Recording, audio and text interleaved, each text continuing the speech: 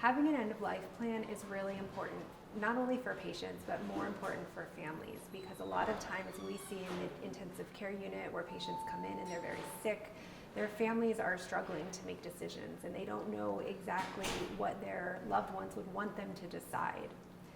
My name's Lauren Jody Van Scoy. I'm a pulmonary critical care physician at Penn State College of Medicine. And so having a plan in advance can really help reduce the burdens on family members who may struggle with even anxiety, depression, or even PTSD after making decisions for another person.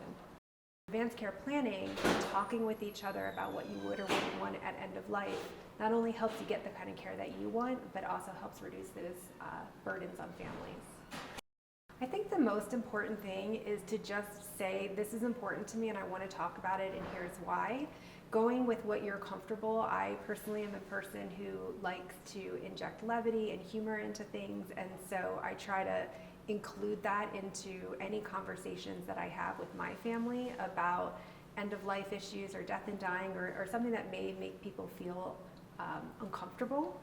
I think the holidays is a really great time to have conversations because people tend to gather, have, meals together or togetherness, remember loved ones who have left, and that can sometimes spark conversations about, gosh, that didn't go as well as I would have liked. Let's talk about what I would want would that happen to me.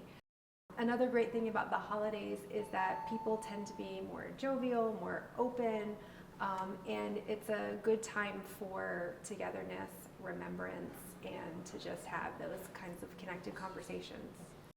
Having sensitive conversations can be really hard to start, and so there are tools that are out there. There's online websites. There's a game called Hello that we do research on here at Penn State College of Medicine that sort of provides these icebreaker questions and some open-ended questions that injects a little bit of levity, seriousness balanced with jovialness into the types of decisions you might want to think through. And so tools that are comfortable for you and your family can really help to open up that discomfort and make it a little easier for those initiations. We've been all over the country playing this game, and people really appreciate it because it's less threatening than, say, let's sit down over the kitchen table with a legal document and fill this out. It provides a safe space. It provides a forum. The game has some sort of psychological aspects to it that makes people have what's called psychological safety, or feeling that they can share openly in a place that's non-judgmental. We have these conversations in communities, we have them with families, and using it and structuring it as a game just makes it seem a little more easy and a little less intimidating for people.